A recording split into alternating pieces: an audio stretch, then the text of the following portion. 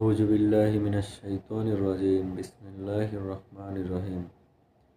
দূরে এবং কাছে, দেশে এবং প্রবাসে যে যেখান থেকে আমার এই ভিডিওটা দেখতেছেন, সবাইকে আন্তরিক মোবারকবাদ ও সালাম। আসসালামু আলাইকুম ওয়া রাহমাতুল্লাহি ওয়া বারাকাতুহু। আজকে যে বিষয়টা নিয়ে কথা বলবো, বিষয়টা হচ্ছে আমি কয়েকদিন যাবৎ ফেসবুকে একটা ভিডিও দেখতেছি। বাংলাদেশের একজন প্রখ্যাত আলেমে দ্বীন মরহুম আল্লামা মাওলানা দেলোয়ার হোসেন সাঈদী সাহেব, তিনি দুনিয়ার থেকে বিদায় হয়ে গেছেন। দোয়া করি আল্লাহ পাক ওনাকে জান্নাত নসিব করুক।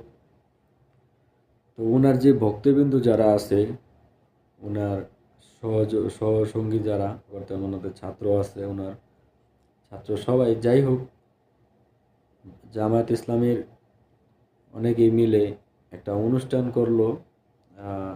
আল্লামা দেলোয়ার হোসেন সাঈদী কি ফাউন্ডেশন যেন একটা উদ্বোধন করছে। তো সেখানে দেখলাম সবাই তাকে সম্মানের সহিত দাঁড়িয়ে সালাম দিতেছে, দোয়া করতেছে। সালামের মধ্যে আল্লামা দেলোয়ার হোসেন সাঈদী কি শের গাইল দেখলাম। তো বিষয়টা হচ্ছে কি, আমার মূল কথা হচ্ছে উনি একজন সাধারণ মানুষ, ঠিক আছে? উনার সম্মানে যদি দাঁড়িয়ে উনাকে সালাম দেওয়া যায়, শিল্পী তুমি প্রিয় সাঈদী, তোমাকে জানাই সালাম। অমর শিল্পী তুমি প্রিয় সাঈদী, তোমাকে জানাই সালাম।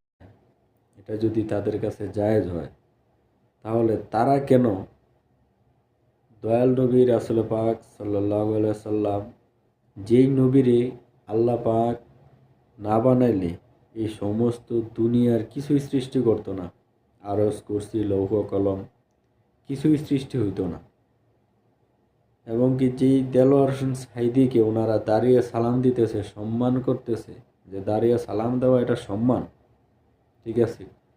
সেই দেলোয়ার হোসেন সাঈদীকেও আল্লাহ পাক দুনিয়াতে বানায় পাঠাইতেন না, তাহলে ওই নবী পাক সাল্লাল্লাহু আলাইহি সাল্লামকে দাঁড়িয়ে সালাম দিলে কেন বেদাত হয়? তাদের ফতুয়ার শেষ নাই। তারা প্রতি সেকেন্ডে কথায় কথায় ওয়াজের মঞ্চে নবীর মিলাদের বিরুদ্ধে কথা বলে। তারা হয়তো ভুলে গেছে আল্লামা দেলোয়ার হোসেন সাঈদী তিনিও এক সময় মিলাদ পড়ছেন, কিয়াম করছেন। একটা ভিডিও আপনার ইউটিউবে পাবেন আপনারা সবাই। আপনার মূল কথা হলো, দেলোয়ার হোসেন সাঈদী নিজেও একটা ওয়াজের মঞ্চে যখন নবী পাকের উপরে দরুদ ও সালাম পড়তেছেন, কিয়াম করতেছেন দাঁড়িয়ে, একটা লোক সামনে দিয়ে হাইটে যাইতেছে, তখন উনি ধমক দিলেন। ধমক দিয়ে বললেন যে ওকে বসিয়ে দাও, কেননা নবী পাকের সালাতু সালাম পেশ করা হইতেছে, সামনে দিয়ে হাঁটা চলা করা এটা বেয়াদবি। উনি এইভাবে ধমক দিয়ে কথাগুলো বলছে। এবং আবার আরেকটা ভিডিও দেখলাম যে উনি মিলাদের বিরুদ্ধে কথা বলতেছে, যে এটা রাসূলের জামানায় ছিল না, সাহাবাদের জামানায় ছিল না, তাবেঈদের জামানায় ছিল না, কোনো ইমামগণের জামানায় ছিল না, এগুলো আর কি।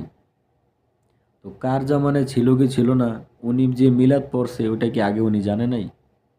উনি এত বড় একজন আলেম, উনি অবশ্যই জাইনে শুনে বলছে। তারপরে উনি যদি জাইনে শুনে বইলা থাকে যে না এটা রাসূলের জামানায় ছিল না, তাহলে উনি কেন এই কাজটা করলো? তাহলে উনি বিদআত করে গেছে। ওনার কথা অনুযায়ী বাদ দিলাম ওনার সাবজেক্ট, মানুষ মারা গেলে তার কোনো দোষ গুণ এগুলা ধরতে নাই, যাতে মৃত ব্যক্তির জন্য আমরা দোয়া করতে পারি আল্লাহ পাক তাকে যেন ক্ষমা করে দেয়। ভুল মানুষেরই হয়, আমরা কোনো ভুলের ঊর্ধ্বে নই। এই জন্য দোয়া করবো আল্লাহ পাক যেন তাকে ক্ষমা করে দেয়, জান্নাত নসিব করে। কিন্তু দুনিয়াতে যারা আছে, তারা এই যে বড় বড় ফতুয়া দেয়, মিলাদ জায়েজ নাই, কিয়াম জায়েজ নাই, ঠিক আছে? তাহলে তারা কেন এখন পড়লো? সাঈদী সাহেবের উপরে দাঁড়িয়ে কেন তাকে সালাম দিল? তারা একটা শের গেছে, সেই কথাগুলো আপনারা খেয়াল করবেন এখানে কি বলছে। তারা কেন এটা করলো? আমি এই ব্যক্তিগুলোর কাছে, সেখানে বড় বড় আলেমে দ্বীন ছিল যারা ইসলামিক স্কলার, আপনার ইউটিউবে ভাইরাল, একজন হচ্ছে মাওলানা তারেক মনোয়ার সাহেব, আর একজন হচ্ছেন মাওলানা আল আমিন, মুফতি আল আমিন আর কি, চশমা পরা। আপনারা খেয়াল করুন ভিডিওটাতে।